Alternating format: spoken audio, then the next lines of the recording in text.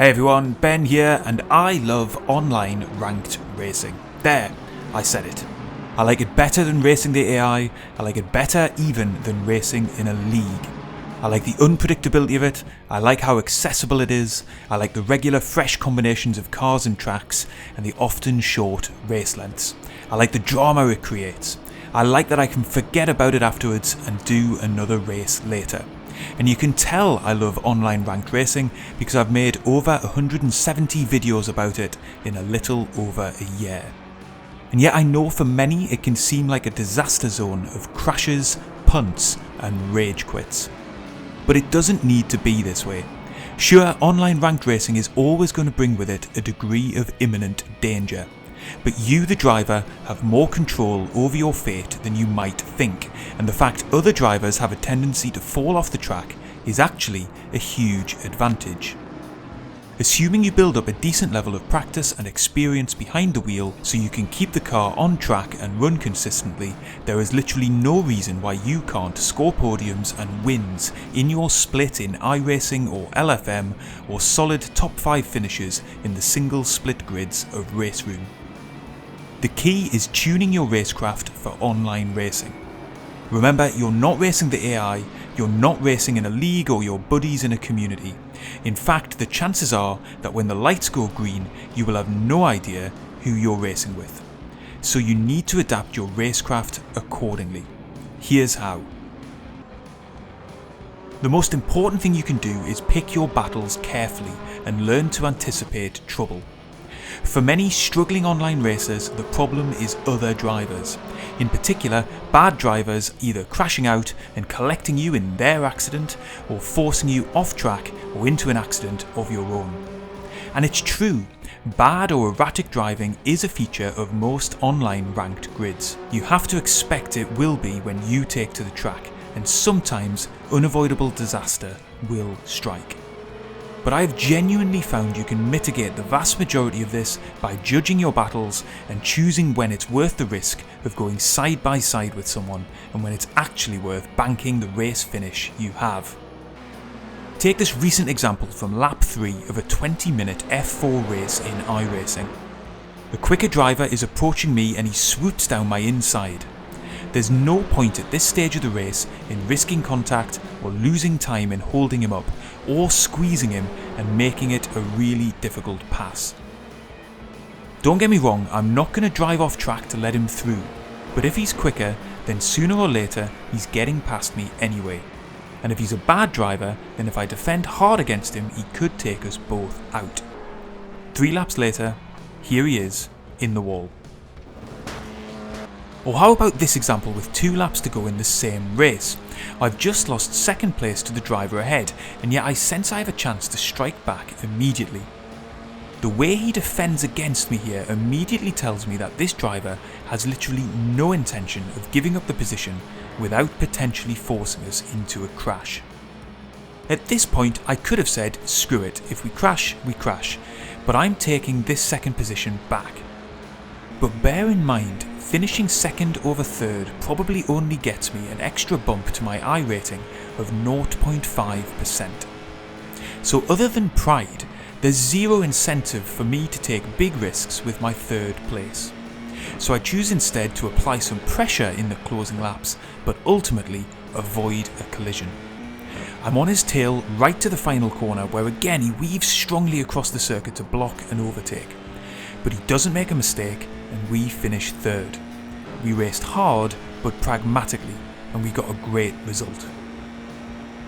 Before we get into the next tip, if you're enjoying the video so far, it'd be awesome if you could hit the like button and consider subscribing to the channel so you don't miss any of the sim racing content we've got coming up.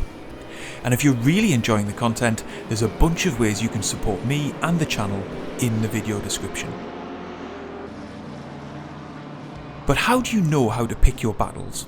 Well, you might not realise it, but when you're racing, you're communicating with every other driver all of the time, and they're communicating with you. And no, I don't mean 4-letter words on the iRacing voice chat.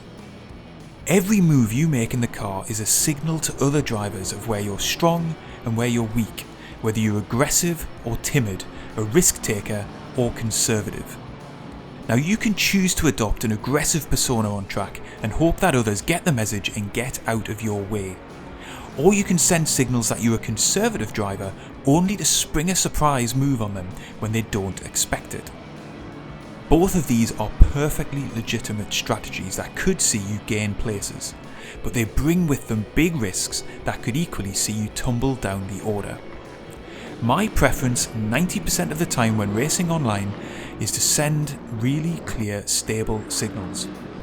So if I'm planning to defend, I'll take the inside line early. If I'm planning to overtake, I'll do likewise when I've got sufficient overspeed and I'm confident of getting alongside into the braking zone. This means I'm reducing the extent to which I'm moving my car around the track in close proximity to other drivers. They can then choose how to attack and defend in response. Sure, my chances of an overtake might be slightly lower, but so is the chance of a collision. And the same goes for those you're racing against.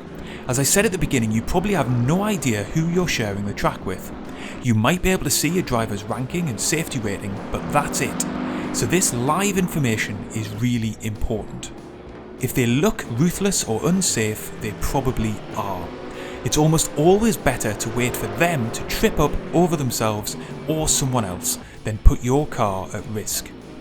Above all, take your time to consciously send signals, even if they're deceptive, and to read them too. Within a lap or two of following a car or defending from them, you'll have a decent sense of what they're all about, and you can then plan accordingly. Any follower of Formula 1 will be familiar with the concept of leaving space for another driver. If anything, in online ranked racing, it's even more important. Most overtakes or defences require you to run side by side with another car, at least on corner entry, but potentially on corner exit or through a complex of corners too. One of the big mistakes which I used to make is imagining that just because I hit the first apex and I'm 3/4 of a car length ahead on corner exit or in the middle part of a complex, then the move is automatically mine. I'd return to the racing line to maximise my own speed, crash into their front end, and then swear loudly that I'd been taken out by the other guy. Not only is this really not good racing etiquette, it's actually a really bad idea in unpredictable online lobbies where you don't know the skills and experience of those you're running against.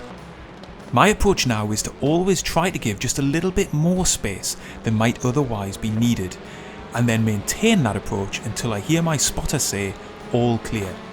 It is possible to run side by side with cars in open lobbies, but only if both drivers give respect to the space the other car needs. So there you have it, a bunch of adjustments to your racecraft that I think will improve your online sim racing results instantly. Please don't think these tips translate into going soft and not really racing at all.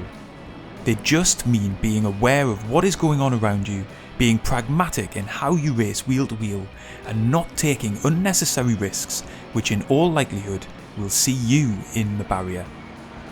2 other quick tips. 1. Take your time. Even if the race time limit is 15 minutes, a lot can happen in an online race in quarter of an hour. Gunning it on lap 1 is rarely the best idea for consistently good results. And finally, I recommend taking your sim racing seriously, but not too seriously.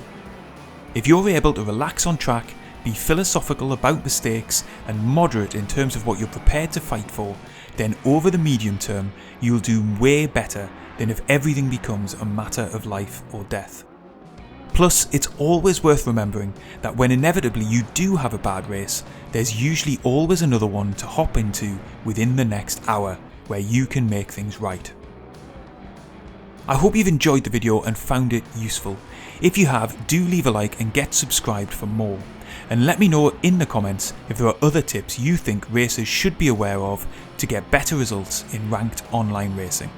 And I will see you on the next one.